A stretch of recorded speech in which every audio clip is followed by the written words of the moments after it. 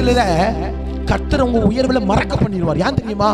அந்த மனுஷன் மூலமா நீங்க உயர்ந்தீங்கன்னா அவன் சொல்லுவா, இவா இன்னைக்கு இவ்வளவு பெருசா வந்திருக்கு, நாளா காரணம், நாளா அவனை உயர்த்தி விட்டேன், நாளா அவனுக்கு நாளை சர்ச்சில் மீட்டிங் வாங்கி கொடுத்தேன், நாளா அவனை நிறைய இடத்த கொண்டு போய். நல்லா புரிஞ்சுக்கோங்க, கர்த்தருடைய திட்டத்துல மனுஷனுக்கு வேலை கிடையாது.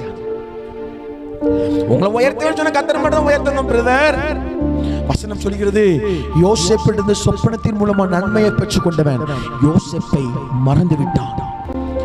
உங்க வாழ்க்கையில காட்ஸ் பிளான் எந்த மனுஷன் மூலமும் நீங்க உயர மாட்டீங்க. ஒரு மூத்த போதகர் பிரசங்கத்துல பண்ணிட்டு அந்த வார்த்தைகளை கேட்டேன். அவர் சொன்னது என்ன தெரியுமா? ஒரு மனுஷன் உன்னை உயர்த்தணும்னு சொன்னா அவன் லெவலுக்கு தான் உன்னை உயர்த்த முடியும்.